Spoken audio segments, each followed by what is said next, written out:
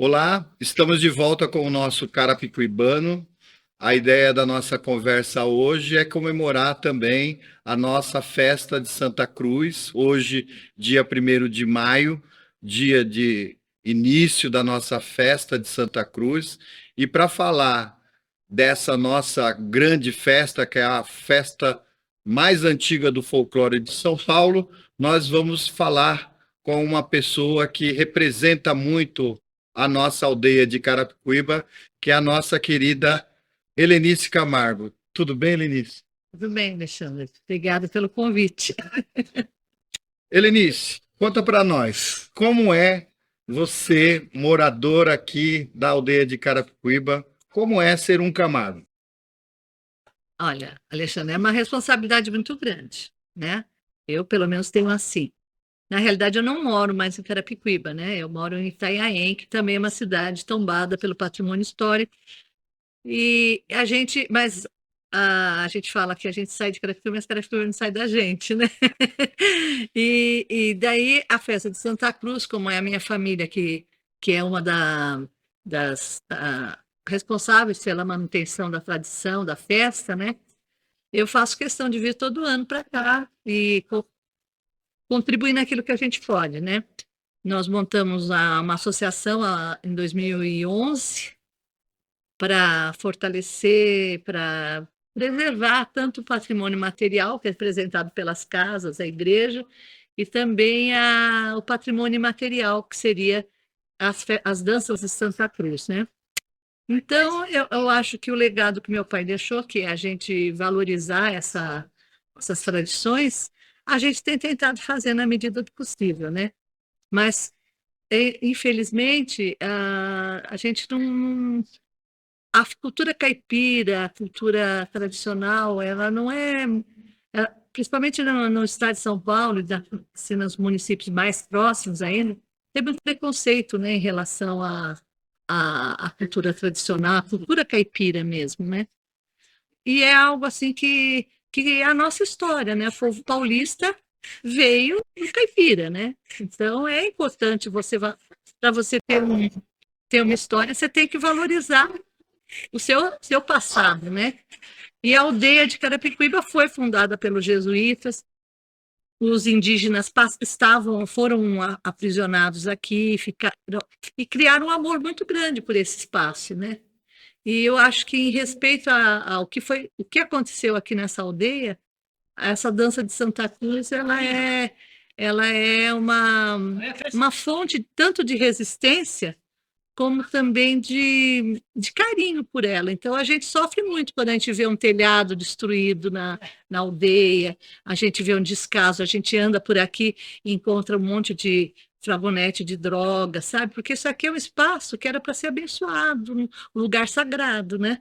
E tinha que ter esse carinho, tanto das pessoas que moram aqui, como das autoridades, né?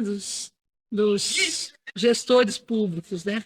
Daqui a 7 anos vai fazer 450 anos da inauguração aqui dessa cruz aqui, né? O Padre José de Anchieta. Qual o papel da família Camargo ao longo dessa jornada? Quanto tempo vocês estão aqui participando desse evento? Você tem esses Olha, esses levantamentos? dias eu estava até fazendo mais ou menos os cálculos, né? Porque eu nasci e me criei aqui na aldeia. Eu saí daqui, embora eu tenha mudado para Vila Dirce, que é um bairro vizinho, né? Mas assim, eu vinha toda semana para cá, brincava aqui. Minha mãe era responsável pela capela, né? Então a gente cresceu aqui. A minha vida toda praticamente foi aqui na aldeia também, né? Então, vamos falar. Eu tenho 64 anos. Meu pai morreu com 85, né? Meus avós, meu avô também nasceu e se criou aqui, foi um período para São Paulo, né? Depois retornou para cá. Meu bisavô era tropeiro. E a família já, na época, quando eu fiz o livro, a gente pesquisando, eles vinham para a aldeia em festa também, né? Participavam das festas, meu bisavô. Então, eu calculo que mais de 200 anos a gente está aqui na aldeia, né? E essa tradição, daí meu filho ontem está perguntando, mãe, mas o pai do vô tocava na festa Santa Cruz? Eu falei, não, ele dançava, ele não tocava nenhum instrumento, pelo menos até onde eu sei. Meu pai foi o primeiro Camargo, assim, mais recente, Engajado. para tocar o instrumento. Depois meu irmão tocava, agora o Vinícius toca, meu filho, né? Então a tradição continua. Continua forte. Muito legal. Ah, pessoal, vocês que não conhecem, nós estamos aqui na aldeia de Carapicuíba, né, em homenagem a essa família ilustre que tem mantido essa tradição. E é importante vocês saberem que o aldeamento de Carapicuíba faz parte dos 12 aldeamentos que fundaram o estado de São Paulo, né? É o colégio, né? Porque o Colégio de São Paulo, na realidade, na época dos jesuítas, em 1580, quando o Brasil estava sendo desenvolvido, né? Então vieram os jesuítas com a Companhia de Jesus, né? Tinha os tropeiros, né? Tinha os bandeirantes, não eram os tropeiros, eram os bandeirantes, né? Que fundaram São Paulo também e tal. Então era uma guerra meio de poder, né? Quem capturava os indígenas, para os indígenas trabalhar ou para a Companhia de Jesus, ou para os bandeirantes. Escravizado, né? Não queria usar esse termo, mas é isso mesmo. Então, eles foram... Tinha essa disputa. E havia um pessoal que tinha muita guerra entre os jesuítas, né? Que a Igreja Católica esconde um pouco isso, mas a gente vai lendo a história, a gente vê que tinha isso. Então, eles pegavam, eles capturavam os indígenas, catequizavam para colocar como guardiões deles também, para protegê-los, né? E daí essa aldeia foi uma das 12 para proteger o Colégio de São Paulo, porque o Colégio de São Paulo é onde estava os centros jesuítas, né? Então, eles foram para proteger o Colégio de São Paulo, eles fundaram as 12 aldeias, e Carapicuíba é uma delas. Tinha, acho que Itacoaquecetuba, outra...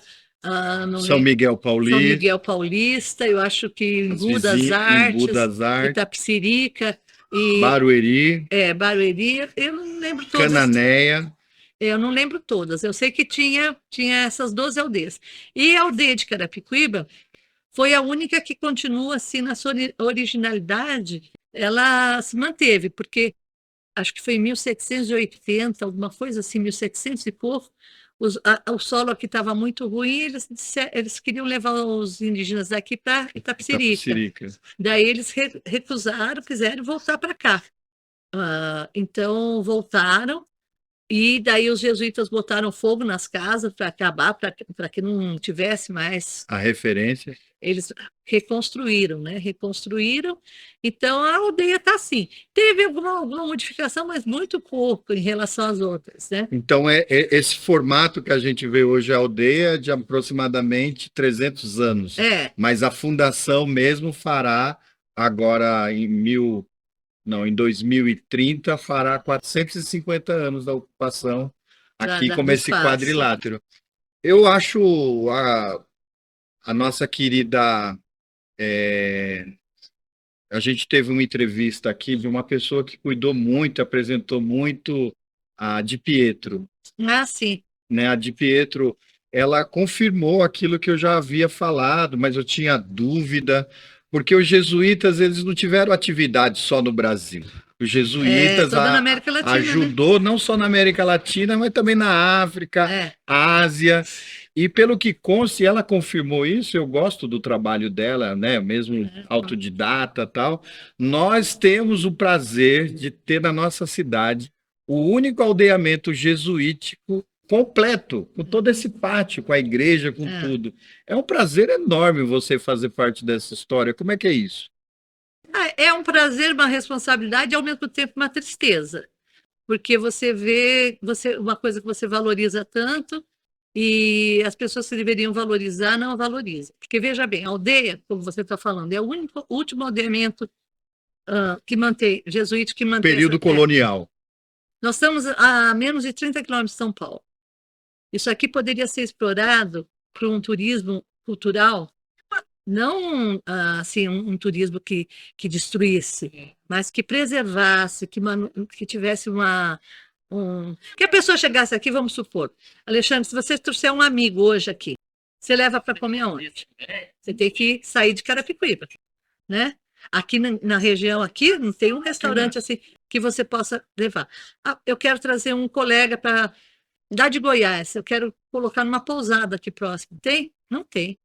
Eu tenho que sair do município e levar para uma outra pousada, porque eu não tenho aqui um lugar para trazer. Então, daí o pessoal fala, não, nós vamos incentivar o turismo. Incentivar o turismo o que é? Você tem um banheiro decente para que a pessoa venha para uma festa e possa usar um banheiro. Você vai levar, de repente, uma senhora de 80 anos ou mais, ou qualquer pessoa, uma criança, você não tem um lugar para trocar uma fralda, você não tem onde levar um banheiro, vai levar um banheiro químico, sabe? Então não tem infraestrutura nenhuma para receber. A intenção da construção do parque era para isso. Sim. Era para fazer algo que. Mas não, o parque transformou num espaço abandonado, na realidade, né? Eu vi uma fala da deputada Bruna Furlan, antes das eleições municipais de 2020, ela declarando que fez emenda de algo em torno de 15 milhões para fazer o cercamento da aldeia. Onde eu lembro também, logo no início do governo anterior, que havia uma busca para manter uma emenda também de uma verba que o antigo prefeito Fuad tinha conseguido para cercar. A- Você que acompanha mais de perto, há quantos Eu, andam essas eu acho que informações? essas emendas daqui da aldeia tá igual ao do Cadaval, sabe? Sabe a emenda do Cadaval? Eu Lembro, falo sempre que lembro. o Cadaval é assim, né? Quando chega na época da eleição, todo mundo vai resolver o problema do Cadaval. Passa a eleição, vem a primeira chuva, inunda tudo, o povo perde tudo, né? E a aldeia é mais ou menos isso. Quando chega perto de aniversário da cidade, coisa assim, aí as pessoas vêm aqui e prometem mundos e fundos. Nós vamos fazer a missa agora no dia 3 e a missa vai ser campal. Mas não porque a igreja lota, que antigamente a gente fazia a missa campal, porque Porque não tinha lotava, não espaço. tinha espaço, a capelinha era pequena, então vamos fazer a missa campal. Agora, nós fizemos a novena, Hum. nós do grupo Sarabaquê, fizemos a novena online, porque a capela disse que não dá para entrar porque é tanta goteira que tem lá Roteiro. dentro, correndo o risco de cair alguma telha na cabeça do devoto, sabe? Coisa Mas eu assim. acho que em 2010 o Ministério da Cultura veio aqui e fez uma obra de recompor todos os telhados. Fazia muitos anos que não Na havia realidade, investimento foi, público. na época teve. Só que é o seguinte, aqui tudo é muito precário, né? Porque você vê, essas telhas, a gente chama antiga telha de coxa, né? Que a É gente feito nas das coxas. coxas, é. E ela se encaixa, somente ela se encaixa assim, Sim. e você não põe o cimento, não pode usar cimento, porque o cimento detona o pau a pique, a taipa de pilão, ele é corrosivo, né? Então você não pode usar cimento, você tem que saber, tem que fazer um estudo do material que vai ser usado nas casas. Daí colocaram umas madeiras, que as madeiras, muitas delas já vieram com cupim, e depois fazia o seguinte, fazia o tratamento do cupim, de que forma? Descupinizavam uma casa, passavam um tempo, descupinizavam outra, descupinizavam. Quando Quando terminavam, terminava, já o o cupim já outro estava já estava voltando comendo. para o mesmo lugar. Então, não tem um trabalho, sabe? Vamos pegar, fazer e acontecer. Não acontece. Quando o ano passado eu fiz um projeto para o PROAC, no ano 2021, foi em 2021, eu fiz um projeto para o PROAC porque a minha casa também estava com problema de infiltração nas telhas e tudo mais, aí nós fizemos o projeto. Ganhamos, daí o IFAM veio, não, porque você usou o termo restauro, o restauro não é assim. Eu não sou técnica, mas eu não fiz a coisa assim por fazer, sabe? Eu fiz com o Savaia, Silvio Savaia, Silvio Savaia. que é arquiteto, eu chamei o Silvio, falei, Silvio, eu estou precisando fazer esse restauro aqui, que não pode chamar de restauro, mas eu tenho que proteger o telhado, que vai cair tudo, a iluminação está perigosa. A iluminação aqui na aldeia é um perigo. Esse tipo de iluminação do jeito que está, para pegar fogo nisso aqui, é um dois. É que como, acho que é o que o padre Belchior Pontes falou uma vez aqui, dizem a profecia, que ele dizia que essa aldeia não ia se acabar nunca, né? Eu acho que essa profecia é verdadeira, porque eu vou te falar, o que já se passou aqui, nós tivemos o transporte coletivo que fazia ponto final aqui, aqueles ônibus pesados viravam aqui. Aqui a estrada passava no meio da aldeia, descia caminhões pesados lá de cima, do sanatório para cá, invadiam casas. Várias vezes, algumas casas, a casa da Jandira foi invadida, a casa do lado de cada da minha casa também foi invadida por carro que entrou. Então, então tem que ter uma política pública séria de preservação do patrimônio histórico, municipal, estadual e federal. Porque se o municipal que está próximo não fizer nada, o estadual está longe e o federal mais ainda, né? Então tem que ter uma política pública local, sabe? Tem que ter verba para a aldeia, assim, no orçamento todo ano, sabe? Não é. Então, agora a gente vai fazer uma festa de quase 300 anos, aqui ou mais de 300 que acontece em Santa Cruz, a gente tem que ficar implorando para a pessoa dar infraestrutura para que a gente possa fazer a festa aqui. É lamentável a gente ter esse título da festa folclórica mais antiga do estado de São Paulo e todos os gestores públicos aqui nunca valorizou a altura o que é a nossa querida aldeia de Carapicuíba. Nós vamos por um intervalo, em seguida a gente volta dando continuidade com a nossa entrevistada de hoje, nossa querida Helenice Camargo. Bom Tempo Imobiliária. Há quase 3 décadas no mercado, administrando bens, fazendo locações e vendas. Aqui você conta com um time de suporte jurídico, administrativo e comercial. Temos 3 unidades em Carapicuíba disponíveis para você. Unidade do Centro, na Avenida Miriam 380, primeiro andar. Unidade do Corintinha, na Avenida Inocêncio Seráfico 1873, primeiro andar. Unidade Vila Dirce, na Avenida Inocêncio Seráfico 4532. Chame agora no WhatsApp 11 9 61 60 20 00. Apartamentos, casas e terrenos. É aqui na Bom Tempo. Aqui você consegue, acredite.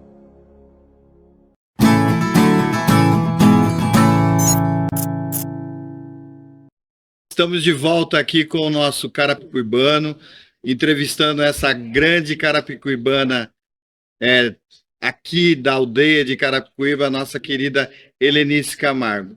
Helenice, conta para nós. Eu tive acesso a um livro que era da biblioteca do nosso querido professor Miguel Costa Júnior, e foi uma publicação da Funarte, de 1972, que conta como que se dá a organização da festa da aldeia. Quantos dias de festa são aqui colocado pela tradição?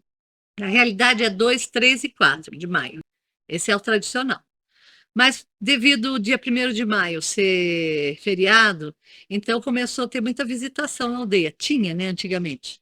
Então as pessoas já vinham no dia 1º, começavam a preparar as coisas, as bandeirinhas, enfeitar as casas, já ajeitar a casa para fazer a limpeza da casa para receber os convidados, né? Então mas os dias certos mesmo é dia 2, 3 e 4 de maio, sendo dia 3 o dia da Santa Cruz mesmo, né? Dia de Santa Cruz, da festa, que dá nome à festa, é dia 3. Porque daí nós temos de manhã a missa, à tarde a procissão. Antigamente a gente fazia leilão de prendas, né? E depois à noite tinha dança, tinha um show artístico, moda de viola mesmo, né? E depois à noite a dança, lá para 9 horas da noite, 10 horas, começava a dança e vai até de madrugada. Agora, do dia 4, que é o último dia, a gente dança em todas as cruzes, todas as casas que tiverem cruz na frente, a gente dança na frente, né? E muitas vezes termina 4 horas, 5 horas da manhã, depende assim, do ânimo do pessoal que está, né? E a gente passa a noite aqui na aldeia, dançando, cantando, comendo, bebendo, né? Essa é a nossa festa, é uma festa assim, que todo mundo que chega, participa, pode participar. Você estava perguntando anteriormente a questão de ser festeiro, né? O ser festeiro, o que que é ser festeiro? É ajudar na organização, né? E a gente, então, montou o coletivo Sarabaquê porque tinha essa questão de a pessoa querer ser festeiro e depois sumir, né? Então, por exemplo, hoje em dia as bandeirinhas são feitas pelo coletivo Sarabaquê, normalmente a gente faz o lenço que normalmente o festeiro doa para os violeiros. Tenho muito em casa, muitos lenços. Então a gente tem essa tradição dos lenços, né? A gente faz a- os doces que a gente normalmente serve para os visitantes que vêm. Muitas vezes a gente faz doce, outros não fazem, né? Mas normalmente a gente tem feito os docinhos aí que a gente oferece para os convidados. A gente tem feito, tinha uma barraca de artesanato também, que era relativo ao patrimônio material da aldeia. E hoje a gente faz procura trazer violeiros também para participarem, fazerem uma roda de viola aqui na aldeia, para animar, porque a festa, na realidade, não atrai mais ninguém. Principalmente porque o poder público não tem interesse, não valoriza. Você vê, esse ano nós fizemos um folder, né, nas redes sociais, com a programação, explicando o que é a festa, com a programação e tal. E eles foram soltar um cartaz da festa na rede social ontem. Ontem? Ontem, para convidar o público para a festa. Então, quer dizer, as escolas... Quer dizer, nós temos a festa mais antiga do folclore caipira paulista e a prefeitura não dá atenção devida. Aliás, governos anteriores também já não davam. Há muito tempo que a gente tem... Então, é o que eu estou te dizendo. E acaba, por exemplo, nós ficamos aqui, assim, sem um mínimo de segurança também, né, Alexandre? A noite toda dançando aqui, né, com as nossas famílias, porque aqui a gente traz os netos, traz as crianças, que é uma festa familiar, né? Mas a gente fica cada vez mais com receio também de passar a noite aqui dançando, né? Você vê, há pouco tempo teve assassinato aqui perto da aldeia, né? Então, essas coisas que a gente acaba... Não tem, você traz o carro, aqui você vende carro, e você não sabe se você vai voltar para o seu carro. Helenice, conta para nós aqui. Eu acompanho há muitos anos as festas, gostaria de acompanhar mais e melhor, mas eu vejo que a dança 15 com 15, Zagaia, ela traz uma mistura muito, muito real daquilo que é uma mistura da tradição indígena com o catolicismo. Explica para nós um pouco. Então, como é que é isso? O que a gente aprende, porque a cultura caipira, a cultura tradicional, é passada de forma oral, né? Mais do que em livro. Você falou que você viu no livro da Funarte, são pouquíssimos materiais assim de publicação. A maioria é tudo que a gente aprende oralmente, né? Que os antepassados foram nos passando. Então, a dança de Santa Cruz é uma forma que os indígenas, que os jesuítas encontraram para catequizar, para atrair o indígena. Então, a explicação que a gente tem é assim, eles em Portugal, existia a dança de Santa Cruz, a festa de Santa Cruz. E como era época de colheita, eles colocavam na frente, enfeitavam a frente da casa com aquilo que a família de agricultor tinha produzido. Então, lá era frutos, né? Aqui, então, tem as cruzes.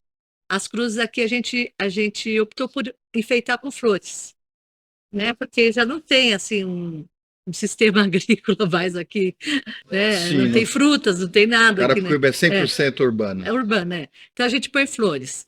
E daí, diz que quando... Daí a dança em roda é indígena, né? O grito que a gente faz ao final de cada verso também é de origem indígena. O chegar, diz que o indígena chegava próximo da cruz e daí ele afastava, né?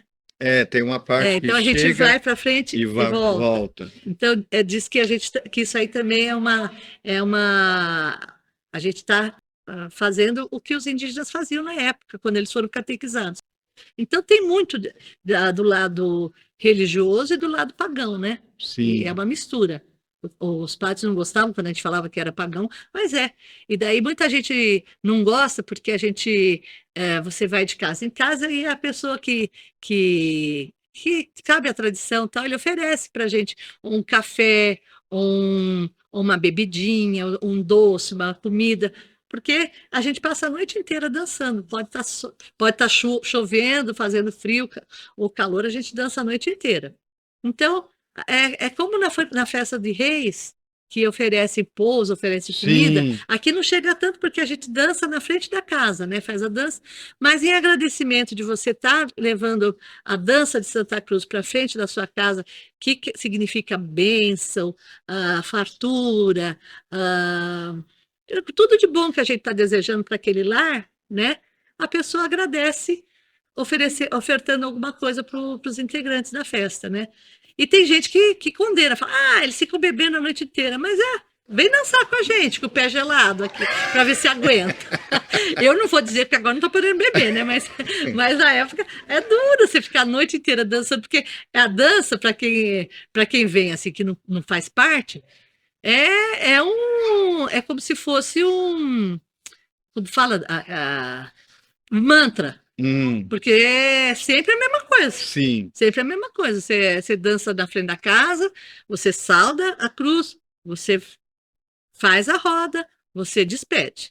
Vai para outra, faz a mesma coisa. Muitas vezes nem os versos mudam. Dependendo da casa, é o mesmo verso que você vai fazendo. Então. Para quem não conhece e vê pela primeira vez, às vezes pode achar até que os passos das danças é uma dança indígena, né?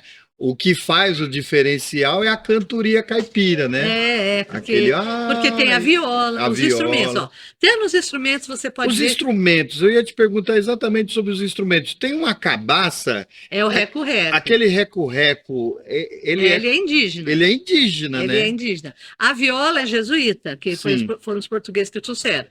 O reco-reco é indígena. Reco-reco, tem o pandeiro. Pandeiro, eu não sei se foi africano ou se também os indígenas usavam algo parecido, porque o nosso pandeiro antigamente era com couro de animal mesmo, né? A cuíca também eu não sei quando foi introduzida, né? Porque, como eu te falei, não tem um registro assim, registro em livro, nada, contando as datas em que cada instrumento foi...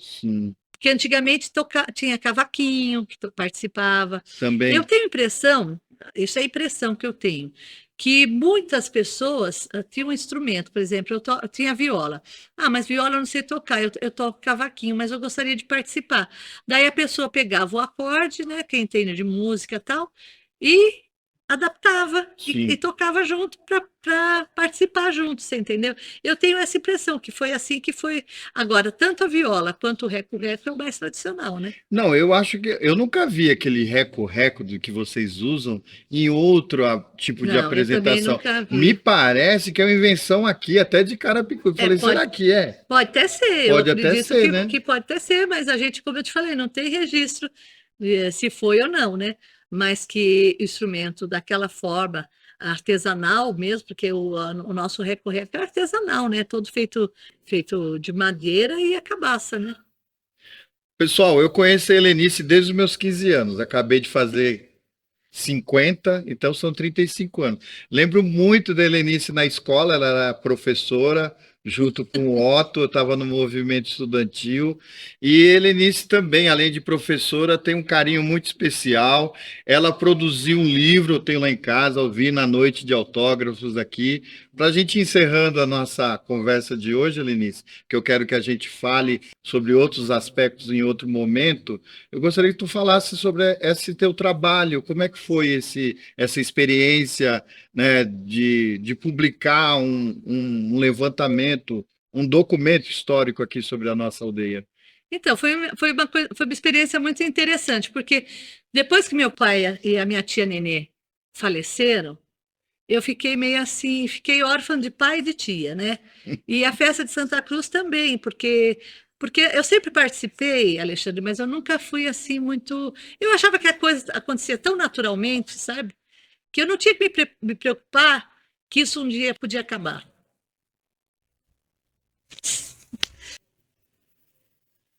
Eu sou emotiva, além de tudo. Fica à vontade, querida. Mas, quando eles morreram, a gente percebeu que podia acabar. Porque não tinha... nós que éramos mais novos na época, a gente não tinha se preocupado, porque a gente achava que não acabava, né? Daí, por exemplo, receitas de bolo, de doces que eles faziam, a gente não tinha notado.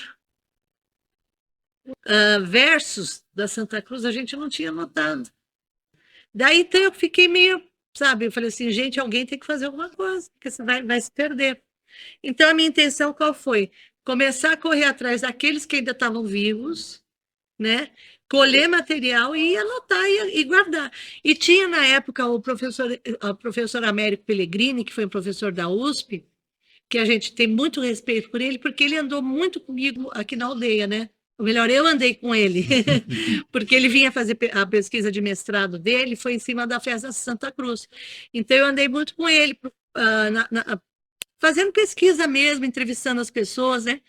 E daí eu falei assim, quem pode nos ajudar é o Pellegrini, né? Com as teses daí eu comecei a ler a tese de mestrado do Pellegrini, para recordar as coisas que a gente tinha que para nós, como eu te falei, era muito natural, né? E daí comecei a buscar mais referências. Aí eu encontrei uma prima em Florianópolis. Eu fui num congresso da Comissão Paulista de Folclore em Florianópolis, e daí ela tinha entrado em contato com a prefeitura na época para saber se existia alguém aqui da aldeia ainda que era parente dela, né? Daí chegaram até mim, daí eu fui até ela. Quando eu fui para Florianópolis, ela foi me visitar e ela me contou um monte de coisa. Daí, quando ela me contou um monte de coisa, eu fui confirmar para ver se era verdade as coisas que ela estava falando, né?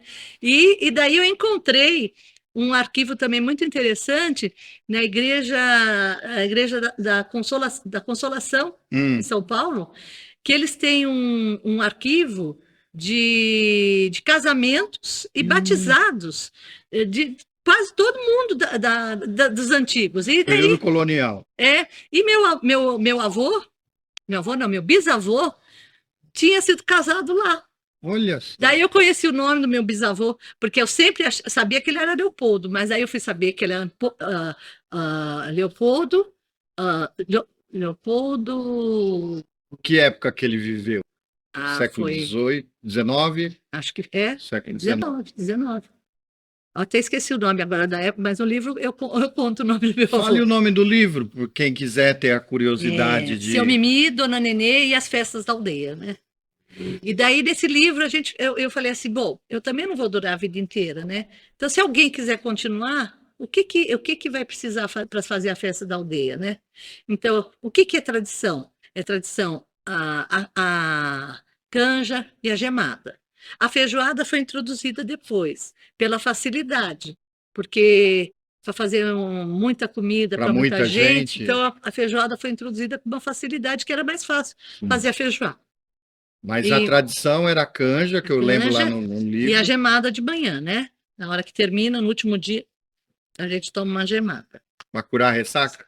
Para fortalecer, para recuperar tudo que foi gasto de energia durante os dias. Daí você toma uma gemada e vai para casa descansar. Uma festa de 4 dias, né? Não é fácil, né? Porque aí a gente fica, né? Vai, dança e participa. Daí o pessoal muitas vezes exige muito da gente, né? Carregar andor, tudo, né? Então a gente pede para as pessoas da igreja que venham também participar para nos ajudar, né? Porque a tradição é de todos aqueles que acreditam na Santa Cruz, né? Para terminar esse nosso primeiro bate-papo, como eu havia conversado contigo antes da gente fazer a gravação, o que nós poderíamos pensar enquanto cidadãos, poder público, para que, na tua cabeça, para que essa nossa tradição, né, não acabe? Olha, Alexandre, uma das coisas que eu pensei, que eu tenho batalhado, tenho tentado fazer, por exemplo, foi a oficina de viola caipira, né? Porque a minha intenção, quando eu comecei com esses projetos de oficina caipira, eu pensei do pessoal aprender a tocar viola, pesquisar o toque da viola da dança de Santa Cruz E, de repente, quem sabe, né, entre aqueles alunos, alguém se destacasse e começasse a tocar junto com a gente. Porque você estava perguntando se é só da família Camargo Pereira Leite. Não, é que acabou ficando só eles. Mas a festa já teve muitas outras famílias que participavam.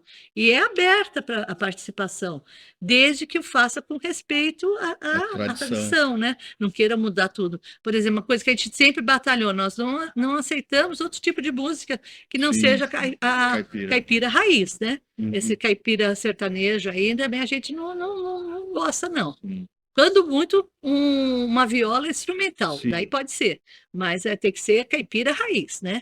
Isso a gente faz, a gente segura.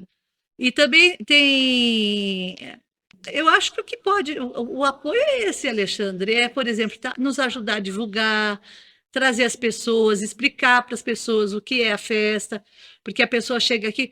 Eu já vi, nós já temos pessoas aqui que chegam e falam, nossa, eu não acredito que São Paulo, tão pertinho de São Paulo, ainda vocês mantêm uma tradição dessa, porque é uma coisa muito difícil, né? Nós íamos para o Revelando São Paulo, quando existia o Revelando São Paulo, a gente ia para lá, o pessoal, nossa, ficava bobo de ver a dança, porque era totalmente diferente de tudo que, Sim. né?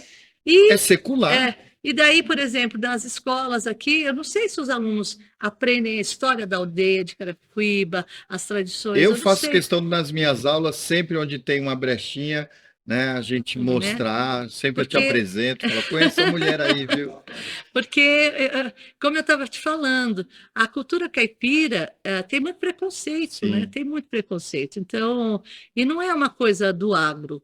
Sim. Caipira é caipira, sabe? O agro acabou tomando essa parte. E que eu falo, se a gente não valorizar que o caipira é o caipira que criou tudo e não é o agro, sabe? Daí o agro vai continuar tomando conta, porque o agro tem dinheiro, né? E o caipira não tem. O caipira é aquele que vem dançar de Santa Cruz, muitas vezes fica no chão.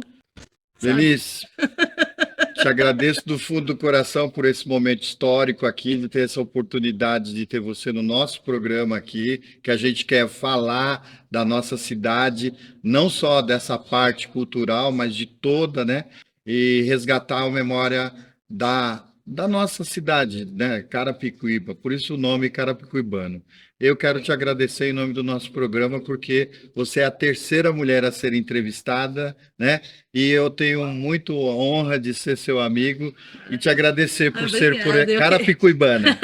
Eu que agradeço a oportunidade de estar falando da aldeia, porque, como você sabe, eu realmente amo demais isso aqui. Isso aqui, para mim, realmente é aquilo que te dá sustentação, sabe? Para você tocar a vida. Então, eu acho que voltar hoje aqui na aldeia, depois de uma pandemia, depois de... Vai dar tudo certo. Já deu certo. Já deu certo. Pessoal, vamos compartilhar e divulgar esse nosso trabalho, essa nossa história, essa nossa cidade querida. Um abraço a todos.